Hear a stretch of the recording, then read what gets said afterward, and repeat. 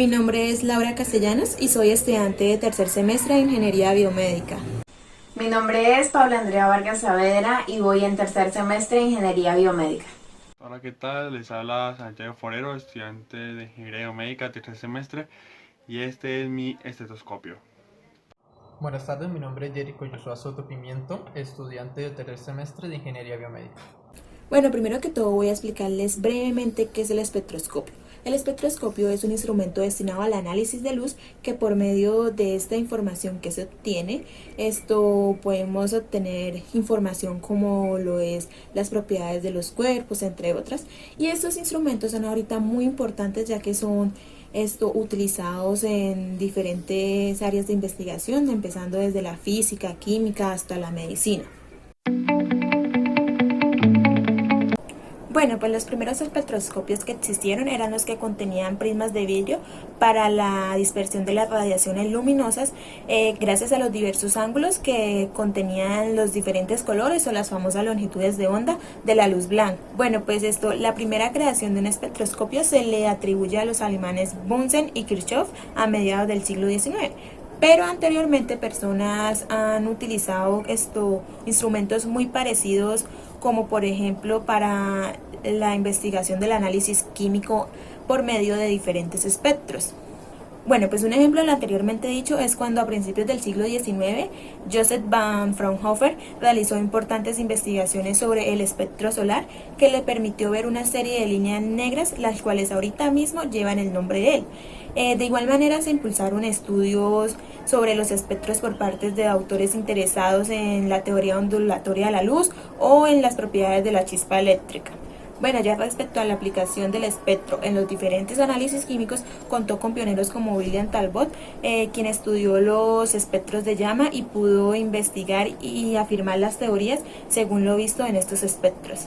Pero a pesar de todos estos intentos de los pioneros, esto tuvo como una aplicación limitada debido a que existieron problemas tanto prácticos como teóricos en los que, por ejemplo, el espectro de la llama era más difícil de leer o de comprender de lo que se pretendía y que las líneas de Fraunhofer seguían esto sin contar con una aceptación del todo, o sea, como que no era del todo creíble. Entonces, a pesar de todos los problemas que tuvo la historia de los espectros al no ser tan fácil de leer o de comprender, ya fue en los años 50 en donde diversos factores ayudaron como a multiplicar los estudios que se realizaron sobre los espectros, como los realizados por William Swan y el mechero que fue introducido por Bunsen en esos años, esto que de igual manera ayudó muchísimo y permitió solucionar diferentes problemas. Y ya por último, pues cabe aclarar que todos estos años que han transcurrido desde los años 50, se han creado diferentes espectroscopios y que han ayudado muchísimo en diferentes análisis y estudios de diversas áreas. Los tipos de espectroscopía son espectroscopía de radiografía, que es en cristalografía de la radiografía. Las radiografías de la suficiente energía se utilizan para excitar los electrones de la granada interna en los átomos de la muestra. Los electrones se trasladan primero a los orbitales exteriores y entonces así hacia abajo a las granadas internas ocupadas, que hace la energía en este proceso de la desexcitación ser emitida como radiación. La espectroscopía de la llama es durante el proceso el analito es típicamente en forma de la solución o como consigue convertir en una forma de la solución. Una vez en la solución, la muestra entonces se convierte en una forma gaseosa libre en un proceso gradual conocido como pulverización. La espectroscopía de la llama es de uso frecuente para los analitos del elemento metálico presentes en los alcances de concentración muy inferiores. En la espectroscopía de los AE, en este se excita los átomos de calor de una llama para emitir la luz. El análisis de átomos emocionados se puede entonces lograr con el uso de un policromator de alta solución de producir una intensidad de la emisión mientras se libera sobre el espectro de la longitud de onda para descubrir los elementos múltiples simultáneamente. La espectroscopía del AA es comparada a la espectroscopía de los AE. La espectroscopía del AA utiliza una llama de temperatura más baja para no excitar tanto la muestra de los átomos En lugar, los átomos de analito son realmente emocionados usando las lámparas que brillan a través de la llama en longitudes de onda ajustadas según el tipo de analito bajo estudio. La cantidad de analito presente en la muestra de estudio entonces se determina sobre la base cuánta luz se absorbe después de pasar a través de la llama. Espectroscopía de la chispa o del arco emisión. La espectroscopía de la chispa se utiliza para analizar los elementos metálicos sólidos o las muestras NAS-metálico que se han hecho conductoras después de ser esmerizadas con el polvo del grafito. El análisis de muestras requiere el paso de una chispa eléctrica a través de ella al calor con la producción que excita los átomos. Espectroscopía visible y ultravioleta. Esta se aprovecha del hecho de que muchos átomos pueden emitir o absorber la luz visible. Al usar esta técnica, los átomos de la muestra deben estar en una fase gaseosa para obtener un espectro, que es similar a que se requieran en espectroscopía de la llama. Es común para que la espectroscopía de amortiguación visible sea combinada con espectros de amortiguación ultravioleta en espectroscopía de UV-Vis. La espectroscopía del IR y de NIR. La espectroscopía del IR es un frecuente determinador qué tipos de ligazones están presentes dentro de una muestra, midiendo los diversos tipos de vibraciones en enlace interatómicas que se presentan en diversas frecuencias. Por otra parte, esta técnica confía en el hecho de que las moléculas absorben las frecuencias específicas que son relacionadas en su estructura química, así como a las masas totales de los átomos. NIR es muestra una mayor profundidad de penetración en una muestra con respecto a las radiación medias de IR. Eso indica que NIR exhibe una sensibilidad inferior, así como su capacidad de permitir que las muestras grandes sean medidas en cada exploración con poco preparación de la muestra.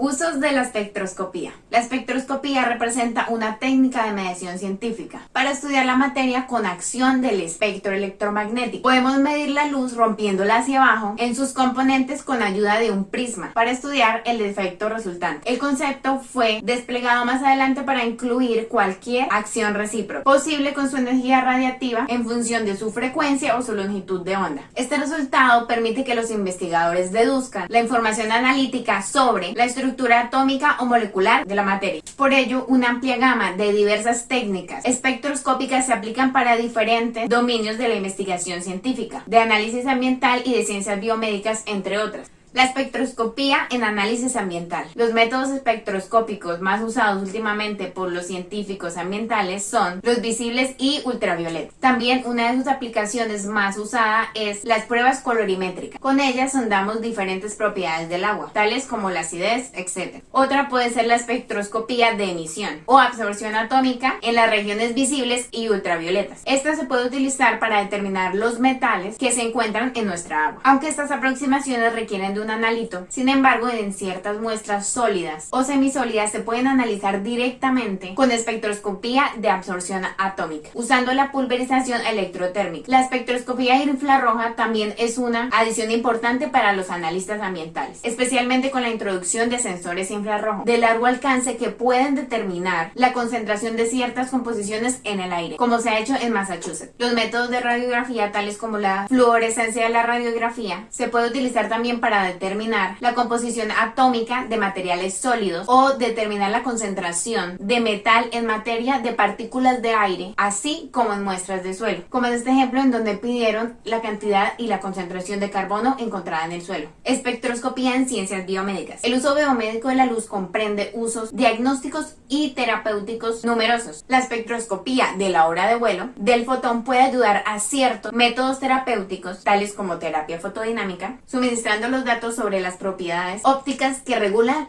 ahora también la amortiguación y la espectroscopía tienen un gran valor reciente por su nueva introducción a la microbiología. Por otra parte, la espectroscopía de estado estacionario del infrarrojo cercano es muy importante en análisis farmacéutico. La ventaja principal de este método es una aproximación rápida y no destructiva que necesita poco o nada de preparación de la muestra y han aumentado su propensión de detectar variaciones complejas en grupos tipos de datos complejos. También se ha usado como opción en la detección y medición óptica no invasiva. Entre estos ya mencionados también hay otros usos, como también se puede ver aplicada en la astronomía para obtener la información de la composición, la densidad, la temperatura y otros procesos físicos principales de cierto objeto astronómico. Por otra parte, midiendo el desplazamiento hacia el rojo, que es la velocidad de recesión, los científicos pueden utilizar la espectroscopía para calcular las velocidades relativas de supernova y de aviaciones C5. Además, también es muy utilizada la espectroscopía de Raman, que puede dar lugar en espectro vibratorio de cierto analito, designado a menudo su huella dactilar. Y esta entonces permite la identificación y la interpretación directa, y entre otros usos potenciales podemos colocar también la arqueología y la nanotecnología moderna.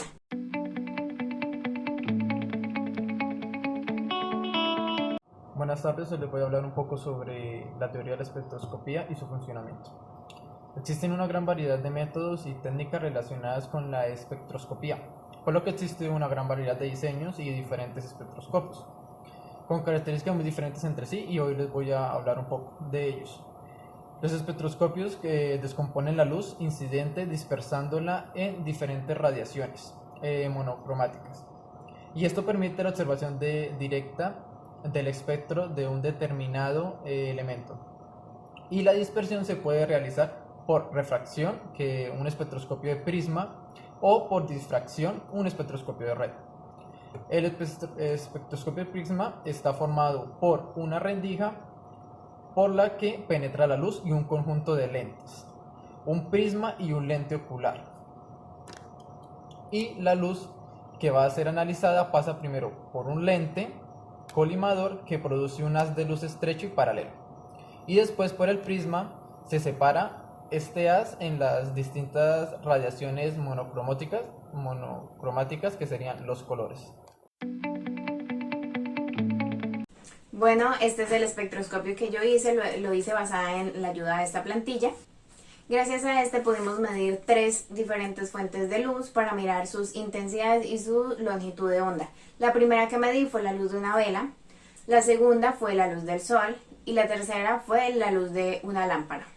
Ahora vamos a analizar mis datos obtenidos de la primera fuente de luz, que es la vela. Como podemos ver, aquí está el espectro de luz que subimos a la página web. Podemos ver que están intensamente los 4 colores: azul, verde, amarillo y rojo. Solo que en su gráfica no se ven unos picos muy atípicos, muy altos, sino que cuando suben es de manera muy tenue. Esta fue la gráfica que obtuvimos según los resultados dados. Vemos que la longitud de onda aumenta de medida del color azul hasta el rojo, lo mismo la intensidad. Entonces, para el color azul tuvimos una longitud de onda de 855 nanómetros, en el color verde de 1408, en el amarillo de 1599 y en el rojo de 1682. Vemos que es creciente. Ahora en la intensidad fue del mismo modo. En el azul tuvimos una intensidad del 3%, en el verde del 5%, en el amarillo del 7% y en el rojo del 8%.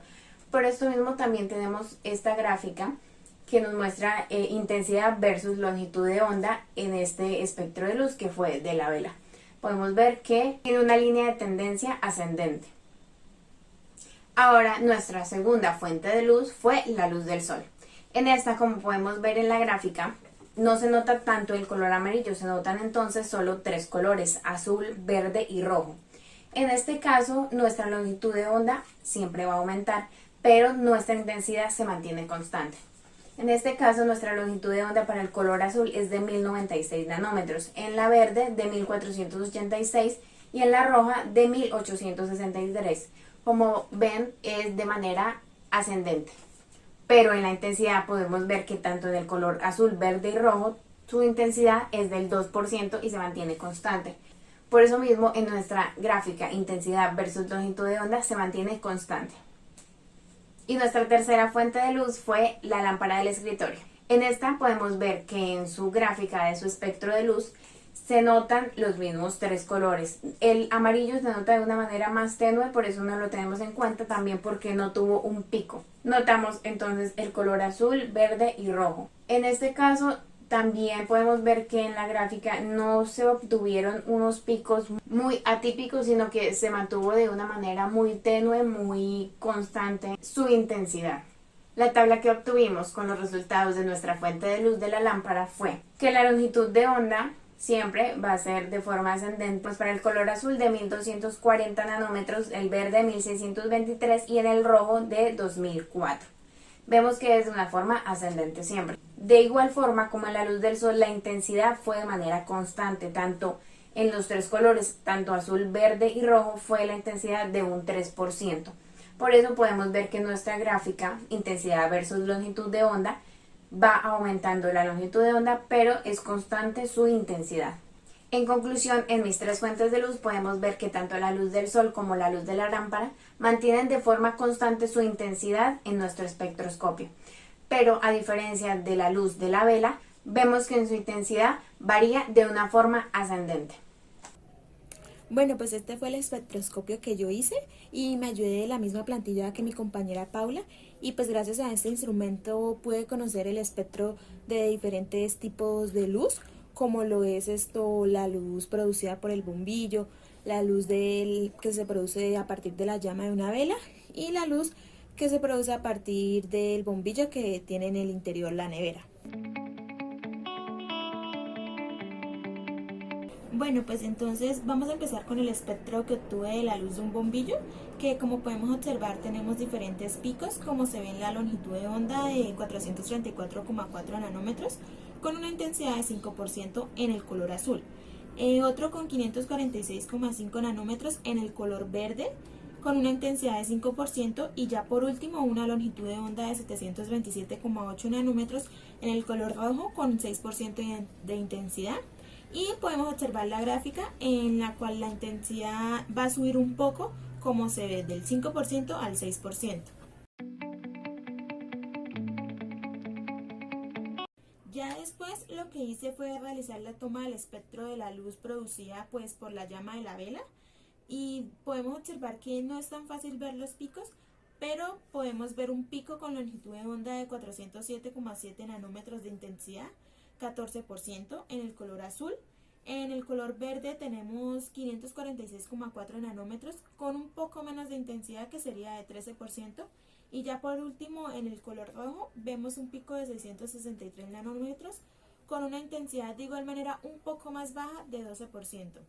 Y aquí en la gráfica ya podemos observar que, como dije anteriormente, la intensidad respecto a las longitudes de onda de los picos va a disminuir de a poco, teniendo al principio intensidad de 14% y finalizando una intensidad de 12%.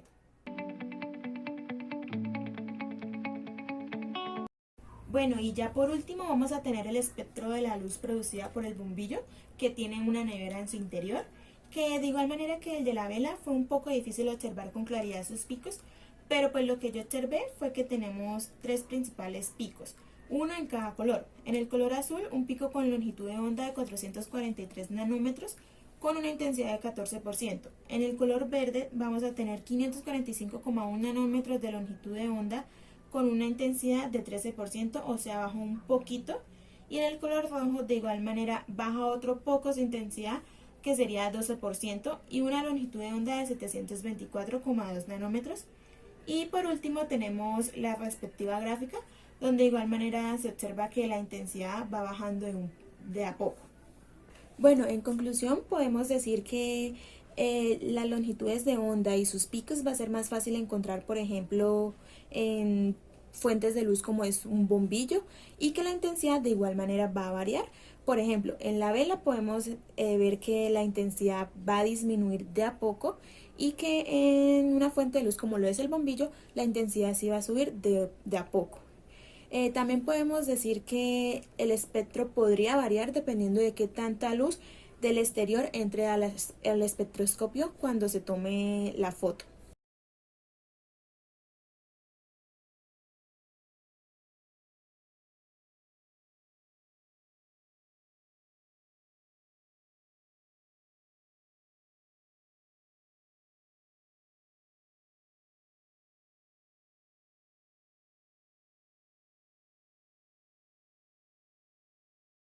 Bueno, la primera fuente de luz que escogí fue la luz del computador, Esta tiene una longitud de onda de 430 nanómetros y una intensidad de 67% en el color azul.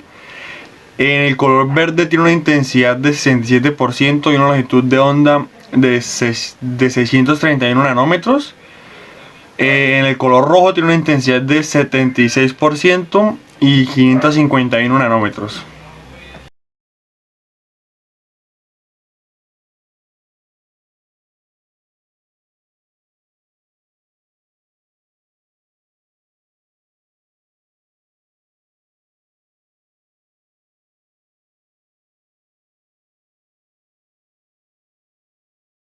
La fuente que escogí fue la luz del televisor.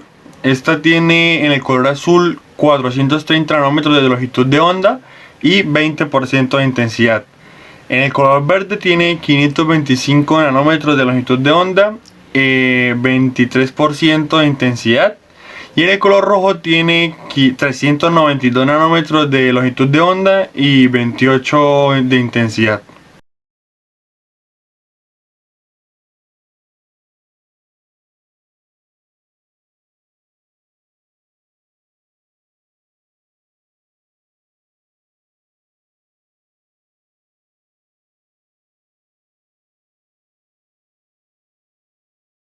La fuente de luz que escogí fue la de la vela. Esta tiene longitud de onda de 352 nanómetros y una intensidad de 19% en el color azul, 540 nanómetros de longitud de onda y 25% de intensidad en el color verde, 102 nanómetros de longitud de onda y 55% de intensidad en el color rojo. Bueno, pues una de las conclusiones que puedo sacar de este experimento, por así decirlo, es que en algunas de las fuentes de luz siempre va a haber un color que es más intenso que otros. Por ejemplo, en la luz de la vela, el rojo tiene más intensidad que los otros, y así sucesivamente en los otros espectros.